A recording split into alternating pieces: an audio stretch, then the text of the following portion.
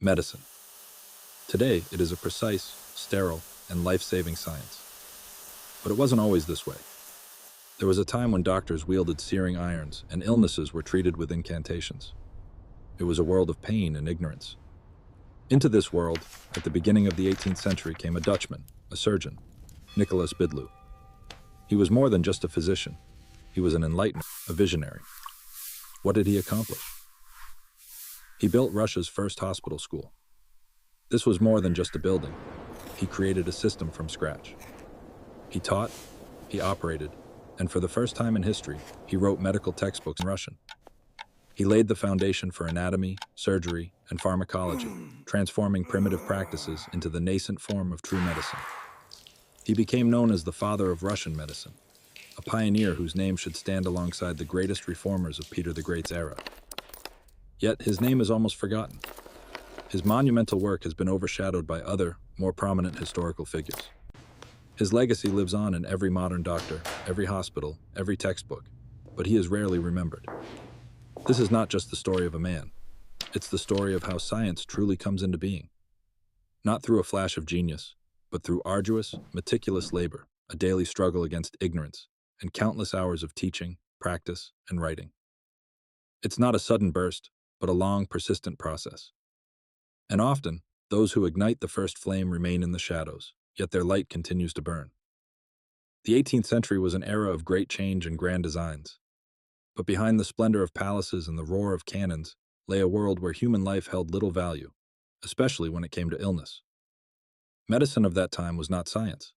It was a blend of ancient superstitions, fragments of antique knowledge, and brutal practices. Doctors did not understand the structure of the human body. Anatomy remained a forbidden secret, and dissections were considered heresy. Treatment amounted to attempts to exorcise evil spirits or restore a mythical balance of bodily fluids. Bloodletting was a panacea, believed to cure any ailment.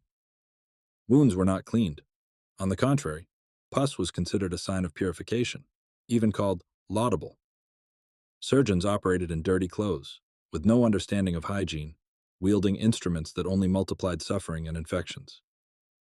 Illness was not an unfortunate event, but fate, divine punishment, or the result of witchcraft. Every ailment could become a death sentence. Pain was an inescapable daily companion, and death a frequent and sudden visitor. In this darkness, where hope for healing was faint and suffering endless, more than just a doctor was needed. It required someone who would dare to challenge millennia-old dogmas, someone who would bring the light of knowledge into the realm of darkness. And such a person was found. His name was Nicolaas Bidloo. He came not from a world of superstition, but from the very heart of the European Enlightenment, the city of Leiden. Leiden, in Holland, was more than just a city. It was a scientific beacon, where, long before Peter the Great, anatomy already flourished. Students and doctors did not hide from the truth, but sought it under the scalpel. They dissected bodies, studying every organ, every muscle, not from ancient treatises, but from real, tangible experience. It was here, within these walls, that Bidloo received his education. He saw how understanding human anatomy transformed blind practice into precise science. He observed surgeries where every step was measured, not based on guesswork. He worked in a hospital where pus was not considered laudable, but sterility was a vital necessity. Leiden's doctors didn't exorcise demons. They fought diseases. They didn't rely on prayers, but sought the causes of ailments and ways to eliminate them. This experience, this daily work in a leading medical center, shaped his convictions. Bidloo saw the difference between ignorance, which brought suffering, and knowledge, which brought healing. He understood that medicine was not witchcraft, but a craft based on precision and continuous learning. It was clear to him that a world where doctors operated in dirty clothes and believed in laudable pus was doomed. He realized that the old system was not just ineffective, it was lethal. And he carried this knowledge, this conviction, this experience within him. He was ready to bring them where they were needed most, and he did. In 1707, Nicolaas Bidloo arrived in Moscow. Before him lay a vast, almost untouched land. There was no Leiden here. There were no anatomical theaters where hundreds of students could study the human body. There were no hospitals where sterility was the rule, not the exception. There was only the same pain, the same ignorance, but multiplied by the scale of an entire empire just beginning its path toward enlightenment. His task, personally assigned by Peter the Great, was monumental: to build Russia's first hospital school. This meant not just erecting walls, but creating a system of education from scratch.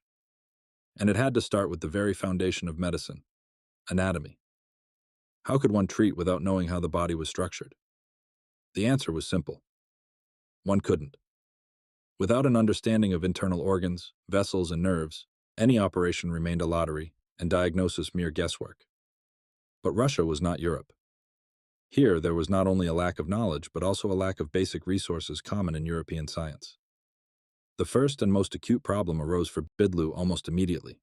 To study a body, it needed to be preserved.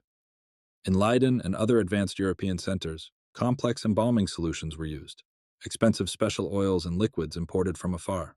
In Moscow, amidst nascent science, these supplies quickly ran out. What was to be done? Stop the training just as it began? Wait months, even years, for new supplies to arrive from Europe? This was impossible. Time was of the essence. Bodies intended for study quickly deteriorated in the absence of refrigeration and in the hot climate. Every missed opportunity meant the loss of precious teaching material. Bidloo did not panic. He was not just a theoretician, but a practitioner, a scientist who believed in experimentation and the power of local ingenuity. He knew that Russia, though lagging in science, was rich in its natural resources. What was abundant here? High-proof spirits, vodka. For centuries it had been used for tinctures, for warmth, for disinfection. But could it be used to preserve human tissues? No one before him had thought of it. It was a desperate but logical step.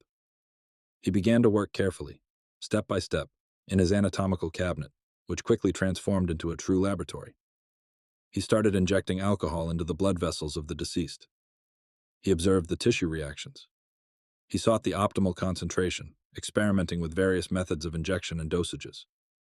This was meticulous, painstaking work, requiring countless hours of patience and precision, and the result exceeded all expectations. Tissues were preserved. They did not decompose. They retained their form and color.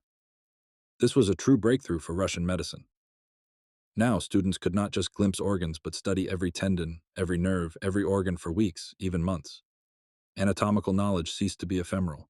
It became tangible, accessible for repeated, in-depth study by anyone willing to learn.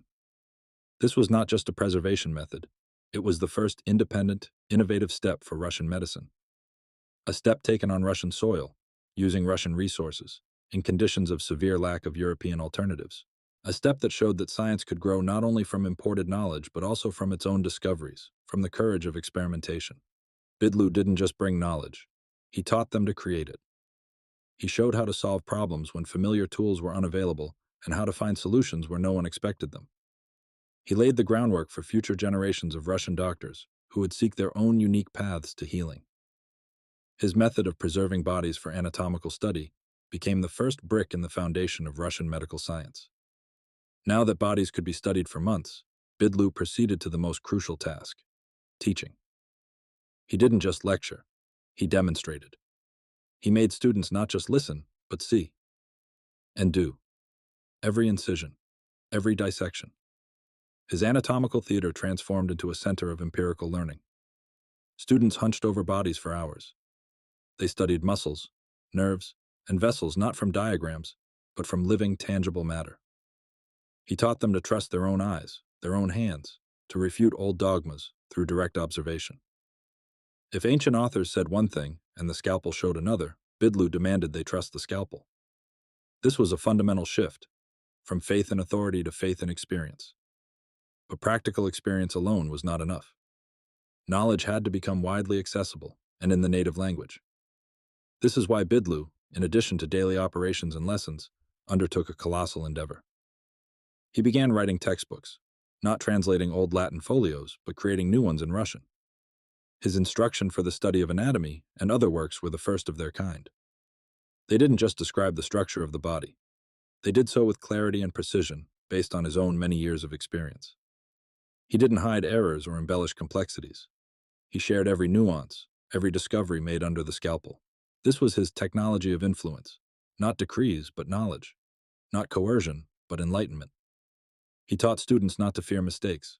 Dissection was practice. Surgery was practice. There was no room for abstractions, only concrete reality. Did it not work the first time? Repeat it. Confused about the vessels? Study them again.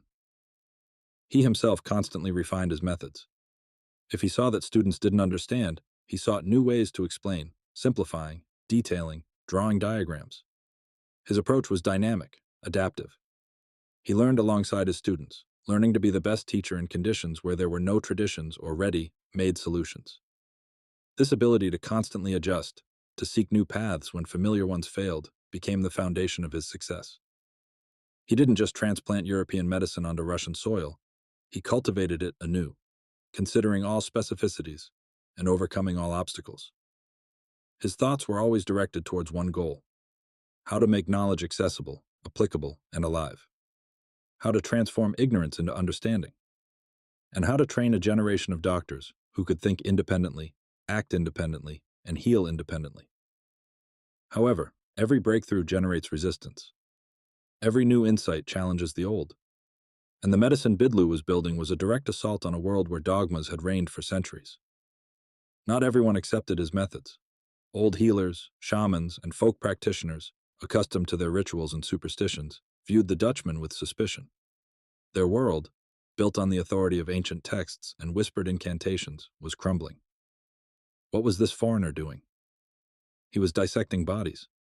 He was making students use their own hands to delve into what was considered unholy. He taught them to trust their eyes, not texts written 1,000 years ago. For them, this was not just innovation, it was blasphemy, desecration. Accusations immediately poured in. He was called a heretic, a sorcerer. His method of preserving bodies with alcohol seemed wild, almost magical. He uses vodka for the dead, they whispered, as if this were proof of his madness, not his genius. His operations, clean and precise, seemed overly cruel to those accustomed to passively awaiting death or pointless bloodletting. He ignored laudable pus, considering it a sign of disease rather than purification, which also contradicted all their beliefs. The loudest voices belonged to those who felt their position and income threatened. Court physicians, some of whom were foreigners but held conservative views, saw Bidloo as a dangerous competitor. He wasn't just treating, he was creating a system that would render their knowledge obsolete. They complained about his disrespect for traditions, his dangerous experiments, and improper handling of bodies.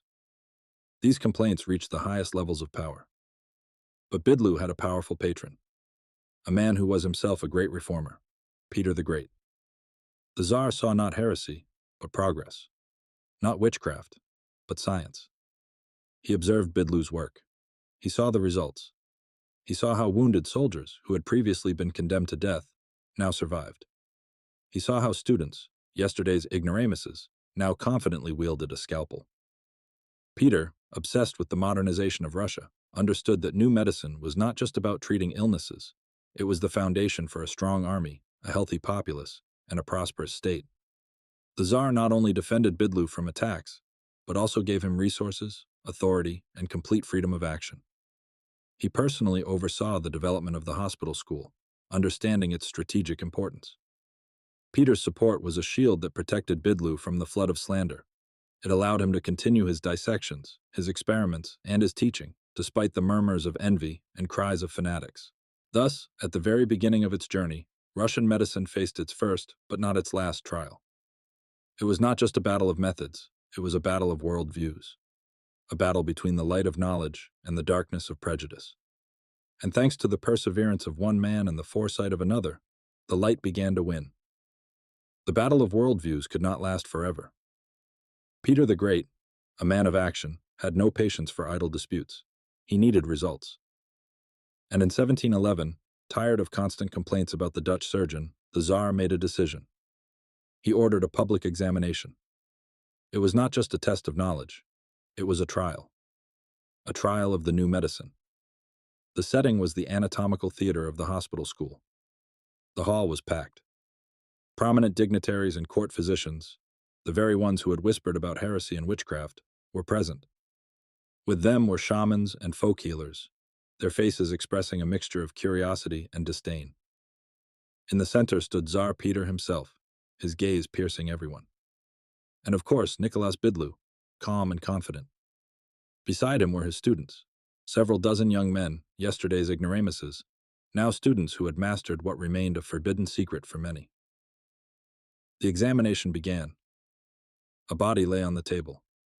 The student's task was to dissect. Not just to show, but to explain every nerve, every muscle, every organ. Under Peter's watchful eye and the mocking gazes of the skeptics, the young doctors began their work. Their hands moved confidently. They named Latin terms, demonstrated anatomical structures, and explained their functions. They did not quote ancient treatises. They showed what they saw with their own eyes, what they had learned under Bidloo's scalpel. When one of the students, recently a simple clerk, easily and accurately pointed out a hidden blood vessel that even an experienced old-school healer could not have found, a murmur went through the hall. When another, dissecting the heart, explained its function as if he saw it daily, the skeptics' faces began to change. They saw not memorized phrases, but deep understanding. They saw how knowledge gained through dissection surpassed any dogma. Bidloo did not deliver fiery speeches. He merely guided. He answered Peter's questions. He explained the principles on which the training was based. He spoke of precision, observation, and the continuous pursuit of truth. He demonstrated not only knowledge, but also the method of acquiring it. Tsar Peter watched intently. He saw not just students, but the future doctors of his empire. He saw not witchcraft, but pure applied science. His eyes lit up. When the examination concluded, Peter stood. He did not listen to complaints. He did not heed the murmurs. His decision was immediate and unequivocal. "This is what science means," thundered the Tsar's voice. He turned to the courtiers, to the old healers. "You speak of heresy? I see salvation." His words were like a hammer blow. Peter personally praised Bidloo and his students. He ordered increased funding for the school and expansion of its activities. He gave Bidloo complete, unconditional support. On that day, Nicolaas Bidloo ceased to be a foreigner, a Dutchman allowed to play at medicine. He became an undeniable authority. The father of Russian medicine, whose methods were officially recognized and approved by the monarch himself. His school, his principles, his textbooks, all now received not just the right to exist, but the status of a state priority. The victory was complete. The light of knowledge had finally pierced the darkness of prejudice.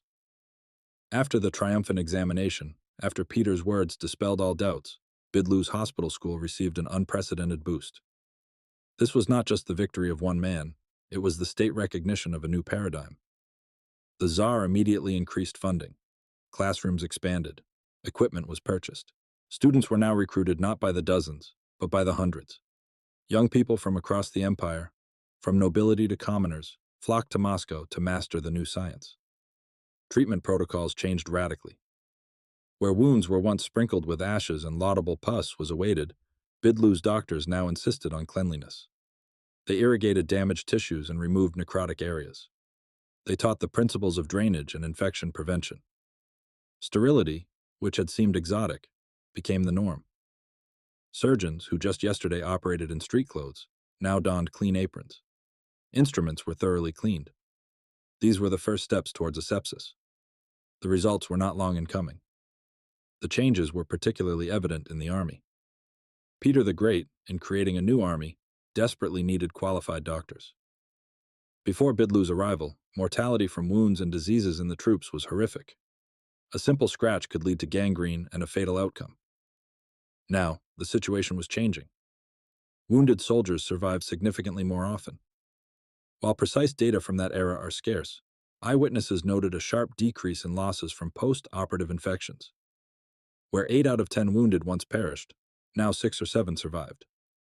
This was not an instant revolution, but a steady trend. Diagnosis ceased to be guesswork. Bidloo's students, having studied anatomy on dissected bodies, could accurately determine the location of an injury and the nature of a fracture. They understood how the heart, lungs, and liver worked. This allowed them not just to treat symptoms but to combat the causes of illness. Bloodletting, once a universal remedy, gave way to targeted interventions. If a fever previously meant simple bloodletting, now they sought the source of inflammation. Institutional changes were no less profound. The Moscow Hospital School became a model. Soon, similar institutions began to open following its example. In St. Petersburg, Kronstadt, and Astrakhan, Bidloo didn't just teach. He created a methodology that could be replicated. His Russian language textbooks became the foundation for teaching across the country. They standardized knowledge, establishing uniform educational standards.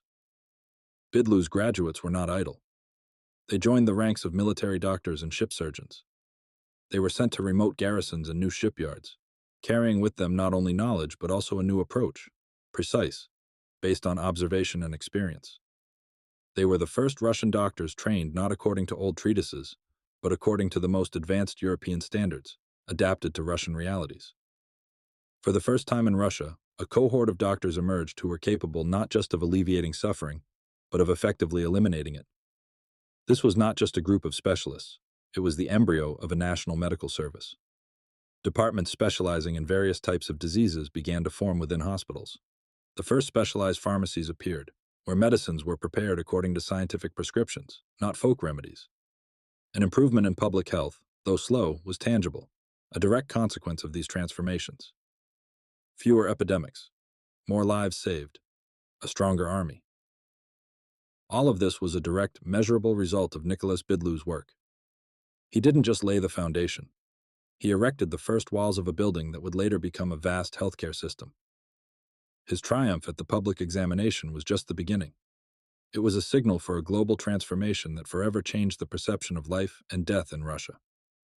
Thus, at the very heart of Peter's reforms, the Dutchman Nicolaas Bidloo did not just lay a foundation. He erected the first walls of what we now call Russian medicine. He didn't merely bring knowledge, he cultivated it on new soil, overcoming millennia-old prejudices, fierce resistance from conservatives, and a severe lack of resources. The paradox of his legacy is that his name is rarely heard in history textbooks. His monumental work has been overshadowed by more prominent figures. Yet every modern doctor, every hospital, every medical university is a direct continuation of his work, a living embodiment of his labors. The story of Nicolaas Bidloo is not just a forgotten page of the past. It is a universal lesson on how science truly comes into being. Not in a flash of genius, but in countless hours of persistent labor, in a daily struggle for truth, in the ability to adapt and create something new from nothing. Often those who ignite the first flame remain in the shadows. Yet their light continues to burn, illuminating the path for generations to come and shaping the world we live in today.